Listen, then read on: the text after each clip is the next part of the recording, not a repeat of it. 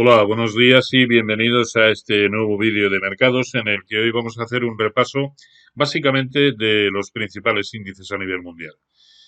Índices que ayer tuvieron un cierto descalabro. Primero aquí en Europa, como consecuencia de la inacción, o lo que para mí es una inacción por parte del Banco Central Europeo, aunque entiendo que debe de ser muy difícil tomar determinadas decisiones cuando en los días previos tienes el mismo número de voces autorizadas que te dicen que sería un error histórico subir tipos, como hemos leído en las últimas jornadas, y otros que dicen que hace ya mucho tiempo que debería haber comenzado con ese proceso y que por lo tanto está teniendo una actitud tremendamente timorata, opinión que yo al menos comparto, ¿no? Pero ya digo, debe de ser complicado y sobre todo eludiendo determinados problemas, ¿no? Ahora mismo uno de los problemas importantes que está generando la situación actual y sobre todo la caída de los bonos es que se está ampliando de nuevo y bastante el diferencial en la prima de riesgo. Y bueno, por lo menos en esta ocasión no ha dicho nada con respecto al hecho de que ese más, poco menos que no era su problema, ¿no?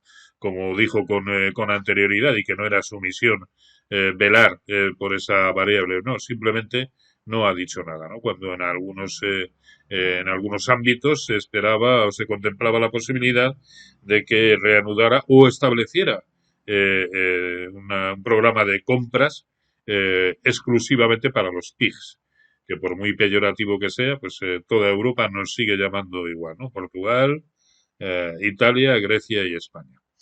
Pero bueno, lo cierto es que el mercado se tomó a mal lo que sucedió, tuvo caídas importantes, pero es que fueron bastante superiores posteriormente en el mercado americano y ahora nos ocuparemos de ello.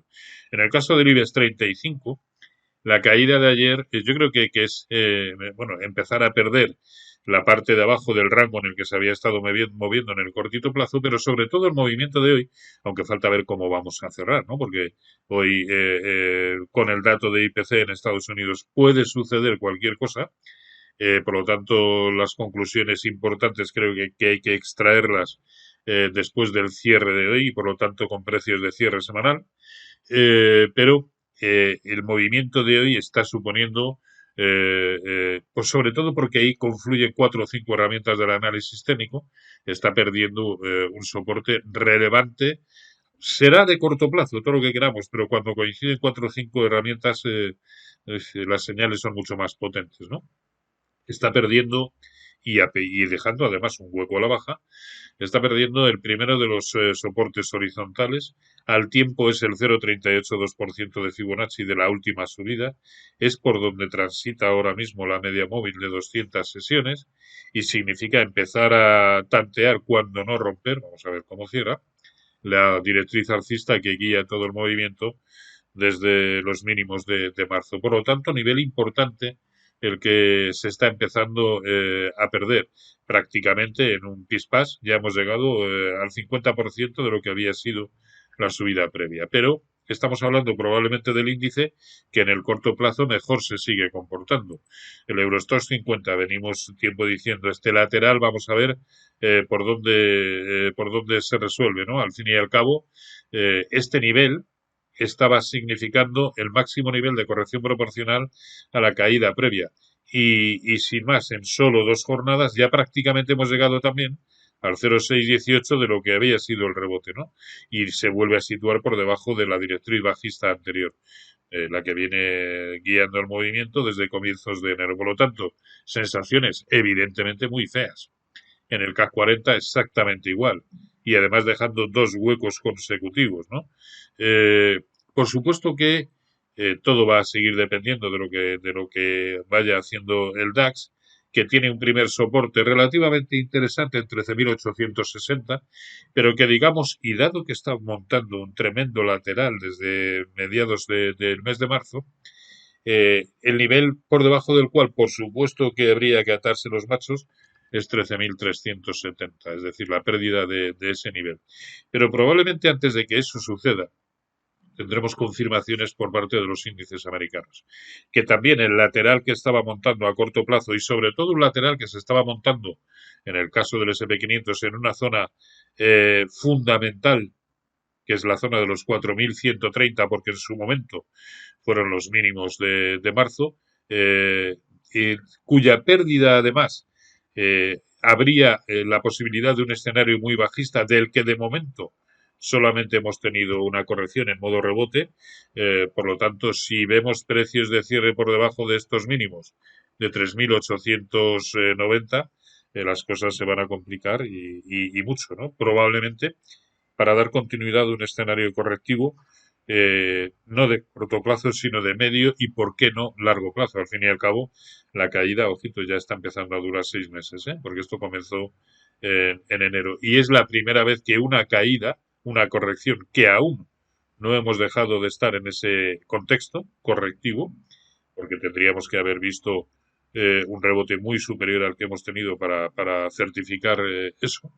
Ojito que ya son 6 meses. Es la primera vez desde que el mercado comenzó a subir en 2009 que tenemos un periodo correctivo tan prolongado. No digo tan acusado en términos porcentuales, porque desde luego lo de la pandemia en febrero de 2020 fue tremendo, pero es que duró poco más de un mes. Y aquí ya llevamos 6 meses de caída.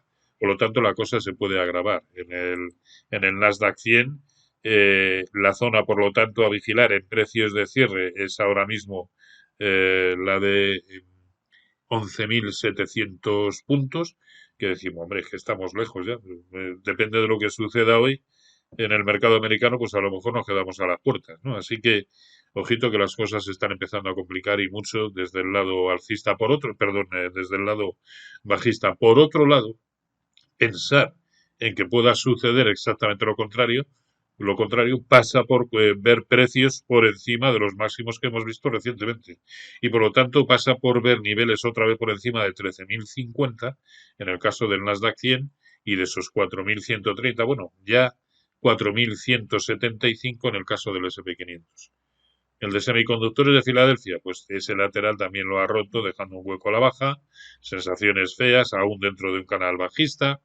En fin, todo abunda hoy por hoy en el mismo lado, un escenario de continuidad bajista. Insisto que para pasar a este escenario o empezar a confirmarlo de una u otra manera, tenemos que esperar a ver el precio de cierre de hoy, qué sucede con los índices americanos en la jornada de hoy y analizarlo todo sesudamente con los gráficos de cierre semanal que veamos hoy. Pero las cosas apuntan más bien feas, ¿de acuerdo? Venga, pues nada más, continuamos hablando y entre tanto, pues feliz negocio y cuídense mucho.